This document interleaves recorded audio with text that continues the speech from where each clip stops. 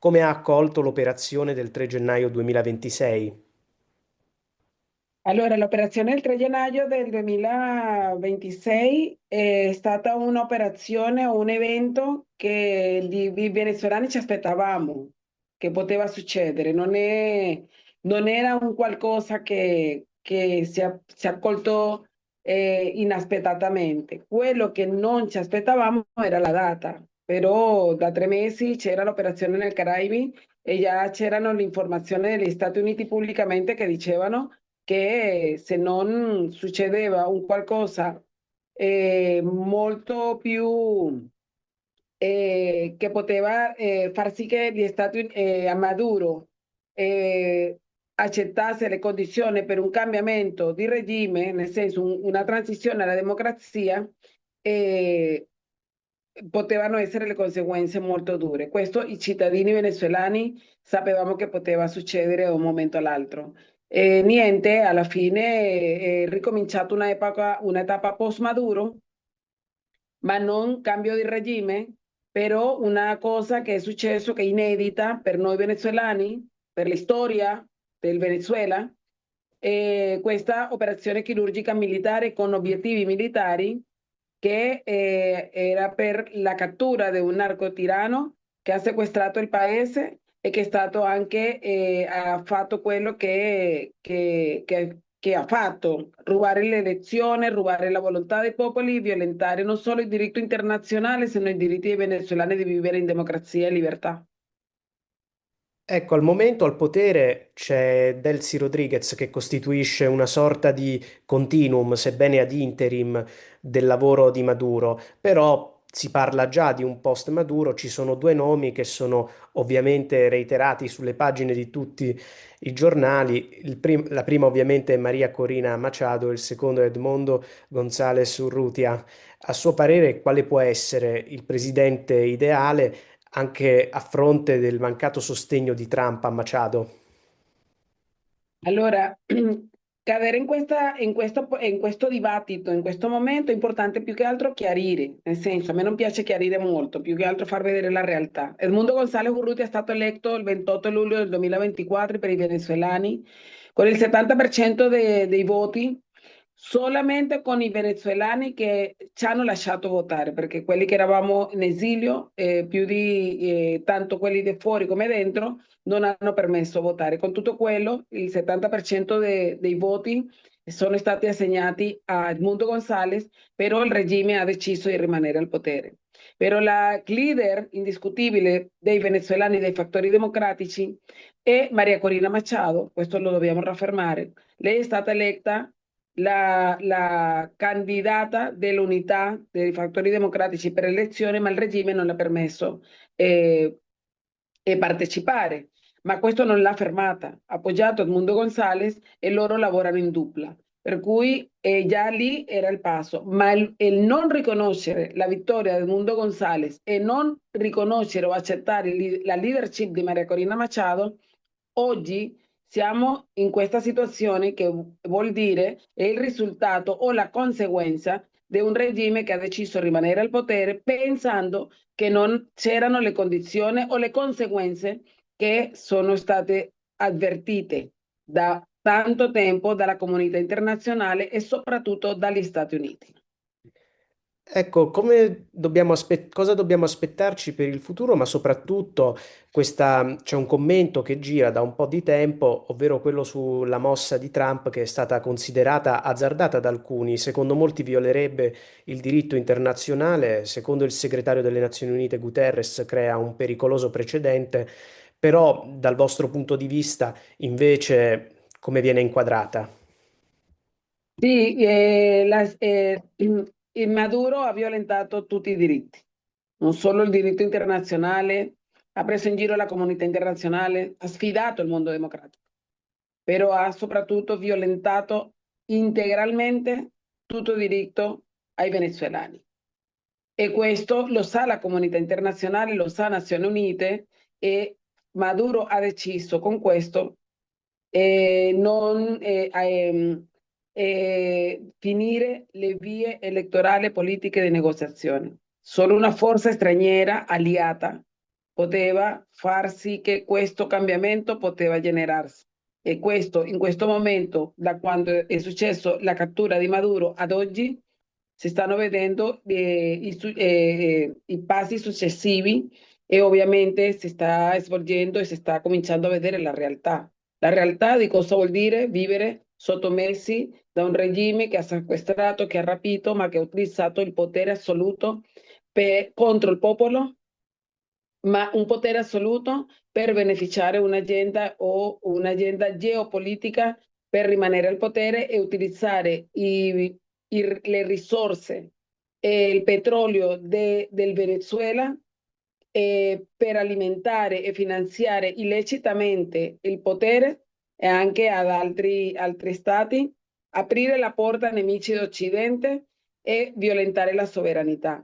Intanto un popolo oppresso, migliaia di prigionieri politici che sono ostaggi e il terzo della popolazione che ha dovuto scappare. Questo è un po' la risposta a cosa significa Nicolás Maduro ed oggi l'autorità ad interim che rappresenta Delcy Rodriguez, che non è molto diversa a lui perché loro formano parte dello stesso regime e della stessa corporazione criminale che si ha sequestrato il potere. Lei è l'architetta del maneggio finanziario del Venezuela e lei rappresenta la corruzione, è molto spiattata e dopo non è una persona che quando è arrivato al potere non è che non lo sapeva. Lei sapeva benissimo cosa stava accadendo e questo non è stato possibile se non era con la complicità interna del regime stesso. C'è una frase di Maria Corina Machado che di recente ha buttato ulteriori benzina sul fuoco delle polemiche che ci sono state, ovvero quella là riguardante il premio Nobel, però ovviamente è necessario contestualizzarla. Tipo, quale? La frase del premio Nobel da dare a Trump. No, guarda, Maria Corina Machado è una donna molto intelligente, molto capace, molto strategica. Lei, quello che ha fatto non è stato per farle un favore o qualcosa, sino una maniera di riconoscere lo sforzo dell'amministrazione Trump che sta facendo con i venezuelani e con il nostro popolo e con il nostro paese. E dopo lì non è il dibattito è anche che Maria Corina Machado guida la leadership dei fattori democratici, è la leader riconosciuta del popolo venezuelano e sicuramente quale sarà la fine di questo processo per arrivare a una transizione alla democrazia, perché quello che noi stiamo cercando i venezuelani, lei sicuramente sarà protagonista ancora e lei è quella che si è mantenuta ferme con l'appoggio di tutti noi perché Maduro cadesse.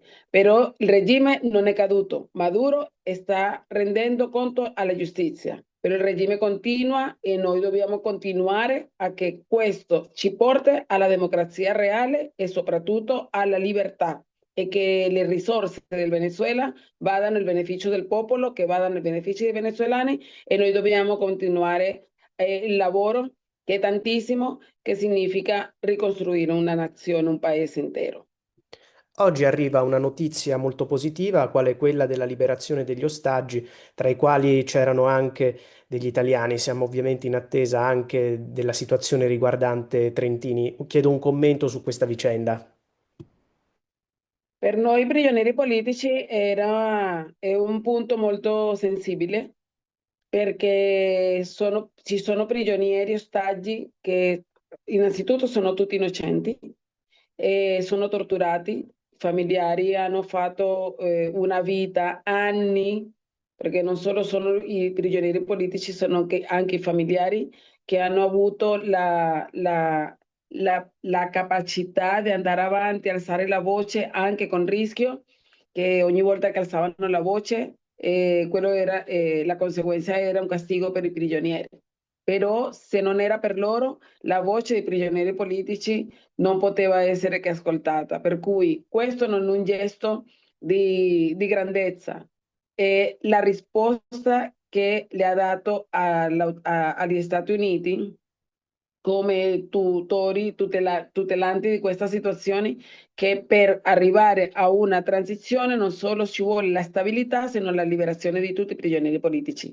Ieri ci sono state delle liberazioni, tra quelli Biagio Pilieri, un mio collega diputato, e dopo compagno di lotta, nel senso collega di lotta, e un altro italo-venezuelano che è dell'Estato Monagas, Luigi Gasperini, però ci sono altri cittadini connazionali che sono in galera, tra quelli trentini, tutti ostaggi del regime. Però non sono usciti tutti, sono quasi una migliaia e non sono partiti, hanno liberato 11 e hanno fermato il processo. Noi vogliamo la libertà di tutti e da questo spazio ti chiedo che questo è praticamente anche è uno scopo di noi, quelli che, dei venezuelani, perché oggi non c'è un venezuelano che non ha un familiare conosciuto o vicino, molto di vicinanza, che sia stato represso, in galera o ucciso dal regime, e questo per noi e per i venezuelani, i prigionieri politici, è un punto molto, molto sensibile. Per cui chiediamo ancora la libertà e dobbiamo esigere la libertà di tutti. Ecco, c'è un punto fondamentale sul futuro del Venezuela. A questo magari potrà rispondermi proprio lei, che conosce gli animi che ci sono all'interno dell'Assemblea e soprattutto di questa opposizione così variegata. C'è un modello al quale il Venezuela può ispirarsi per il futuro? Sono tantissimi i partiti che compongono l'opposizione antisciavista. Adesso ho conosciuto il suo, la Causa Radical, ma c'è un modello comune al quale potete ispirarvi?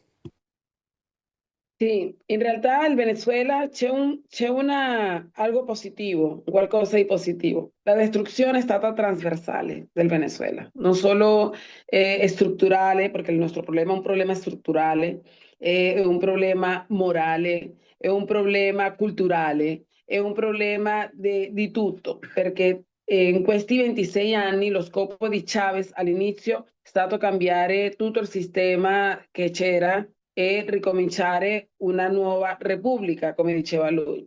Ma questo non è il fatto. Il nostro Venezuela è un problema, è un paese che ha tanto futuro, però nelle mani giuste, con tante risorse utilizzate bene. Noi abbiamo la capacità di pagare anche i debiti infiniti che sta lasciando il regime prima di Chavez e dopo di Maduro. Quello che si sta vedendo e si vedrà è è inverosimile la quantità di soldi che non solo si hanno rubato, sino che si sono deviati.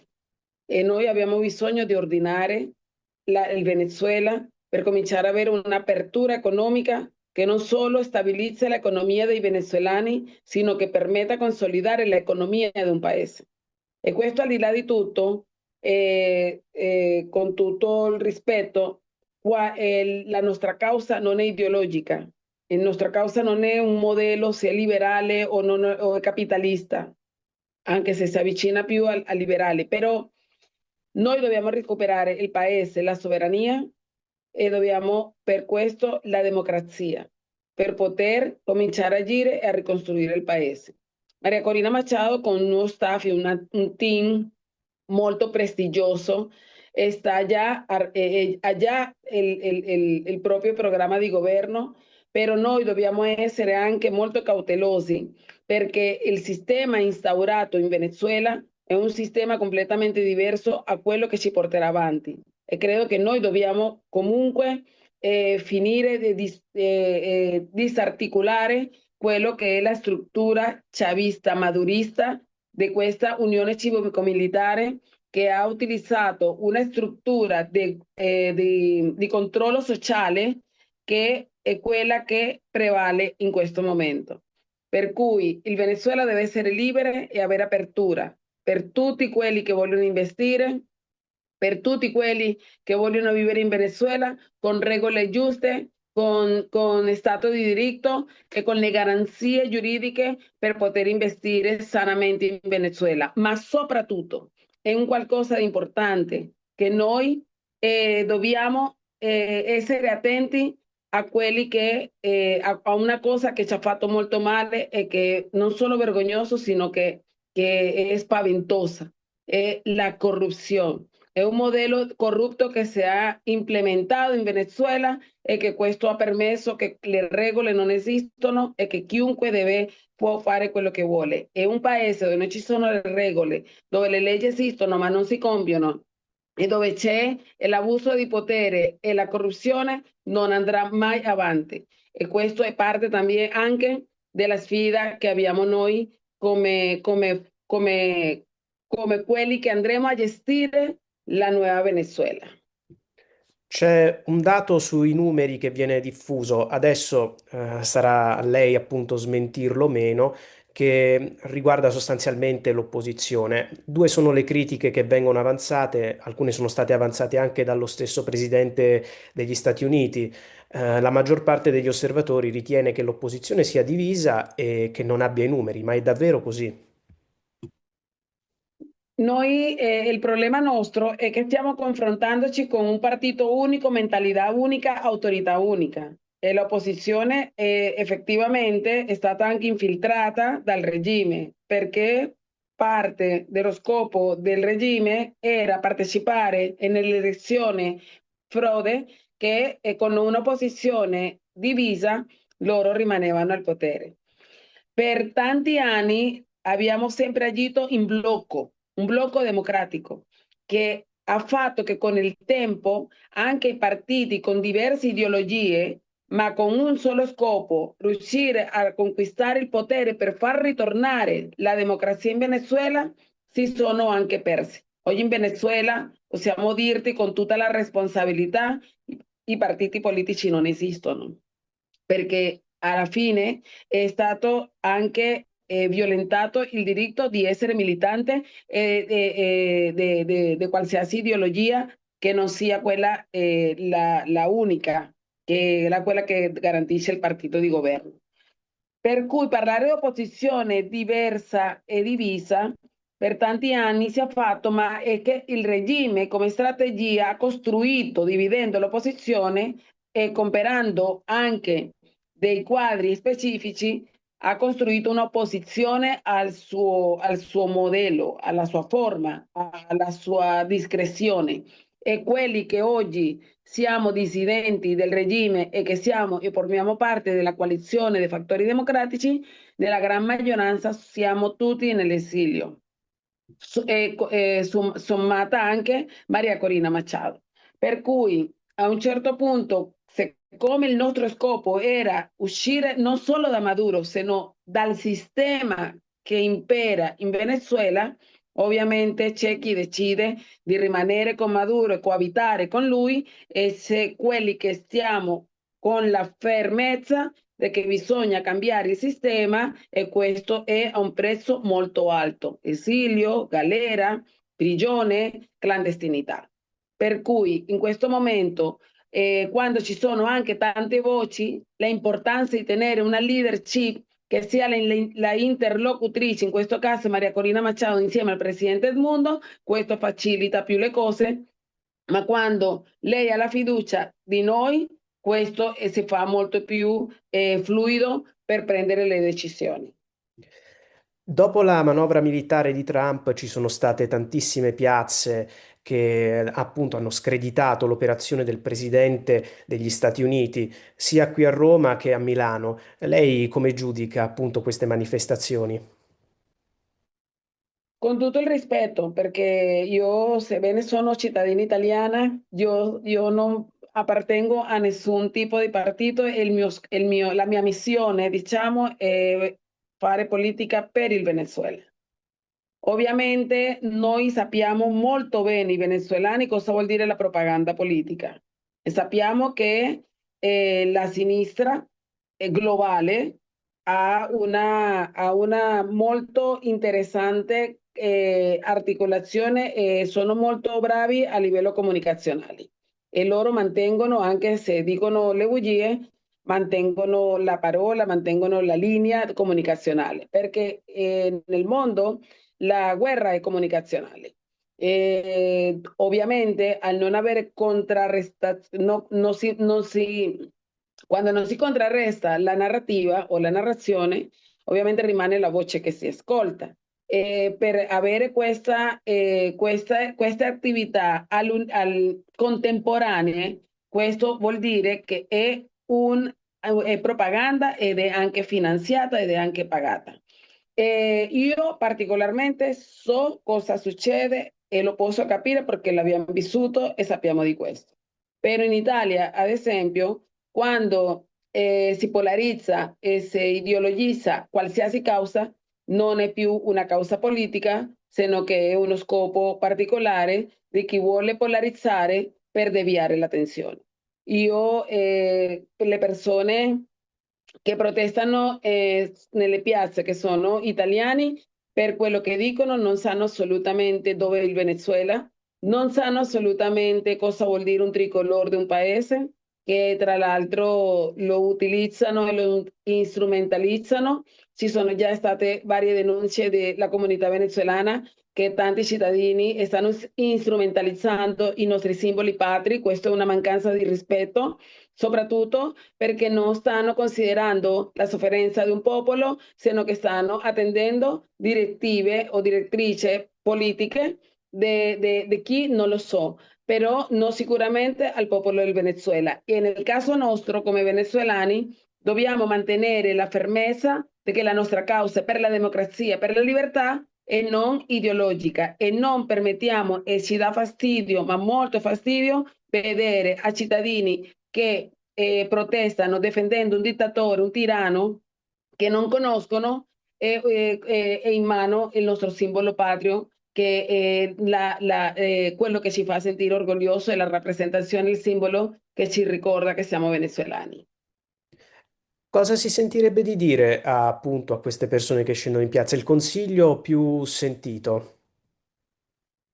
Allora, dire un consiglio è assurdo perché loro sono pagati e non sanno cosa stanno dicendo, si capisce. Per cui non è alle persone che sono in piazza, sono alle persone che dirigono queste manifestazioni, che sono quelli che veramente attendono interessi politici. E questo, l'unica cosa che posso dire, no, con molto rispetto, perché come ti ho detto, non voglio essere ingerenza dentro del paese che mi ha accolto, che è anche la mia seconda patria, e che segue comunque la politica, e di rispettare i venezuelani, che sono tanti anni di sofferenza, che questo è una luce nella strada buia che abbiamo vissuto, che siamo 9 milioni di venezuelani fuori e che è importante rispettare il dolore del popolo venezuelano e non utilizzare la causa venezuelana come strumento politico di qualcuno che non gliene frega niente la nostra situazione, perché bisogna mettere anche nel centro alla gente e capire anche perché siamo qua, come tanti altri milioni di venezuelani sono in tante parti del mondo, che hanno lasciato la pelle anche, sono morti, che ci sono tante famiglie separate, che siamo un popolo ferito emozionalmente, storicamente mai era successo, però che noi vediamo questa possibilità di tornare, di libertà, di democrazia, come un sogno fatto realtà. Ecco, proprio questo, la sofferenza che è al centro di tutto. Lei, più di lei, chi ci può raccontare di appunto di abusi che vengono riportati, di soprusi politici? Che situazione si viveva lì? Quali racconti le sono arrivati? E sono brutti, siamo 9 milioni di venezuelani, non c'è un venezuelano in Venezuela che non ha un parente fuori dal paese. E la prima cosa più dura è la separazione familiare. E questa rottura di un paese che è molto familiare e che il centro della famiglia è la donna, perché siamo una società matricentrista. i figli andati via, genitori andati via, nonni che curano nipoti, nipoti che alla fine devono curare i nonni, genitori che non sono più tornati. E già lì è la prima cosa che ti posso dire. Motivi: mancanza di opportunità, mancanza di libertà, mancanza di diritti, fame, povertà. Dover andare via molto vulnerabile, perché non tutti sono andati via come la prima migrazione, che sono andati via quelli che stavano bene, quelli che era il risorsa umano studiata, molta manodopera di alta qualità. A tante persone che andavano via anche nella foresta del Darién con i figli che hanno perso i genitori, famiglie disperate, scappate, intere, come che se eravamo in guerra. Situazione del paese, indolenza da parte delle autorità, un'economia con l'iperinflazione più alta al mondo e con un regime che sottometteva e controllava socialmente e ti diceva cosa mangiare e cosa non mangiare. Con un paese ricco e loro rubandosi le nostre risorse. Sono tanti anni di lotta, di sofferenza, con tanti prigionieri politici, militari, civili, donne, adolescenti. Per cui il rispetto che io chiedo è alla sofferenza della nostra gente. Tante volte, ya va,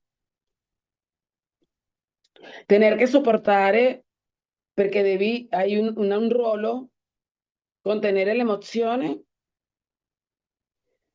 lo impari, però non è facile, perché sì è gioia, però bisogna anche vivere e pensare in una Venezuela senza rancore, senza odio, senza discriminazioni. È un paese intero, intero, che deve imparare anche a guarire, perché noi siamo un popolo forte, resiliente, amoroso, caloroso, con tante voglia di fare.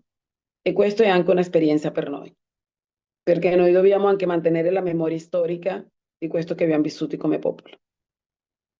Questo mi dispiace, ma non tutti lo capiscono e credo che la rovina del nostro paese può darsi che siano le risorse, ma credo che la salvezza del nostro paese sono le risorse. Ci sono altri popoli nel mondo che stanno vivendo lo stesso di noi, ma non hanno le stesse risorse di noi. Per cui anche per loro noi alziamo la voce, perché la nostra lotta non è per il petrolio né per le risorse, per recuperare il nostro paese, dove siamo oggi per il nostro paese e dobbiamo recuperare e ricostruirlo e dare quello che lui ci ha dato. È un paese che ci vuole ha bisogno di noi. E intanto c'è un venezuelano nel mondo, c'è una voce che parla per noi. Per cui un po' di questo ti posso dire, perché alla fine è parte della nostra storia.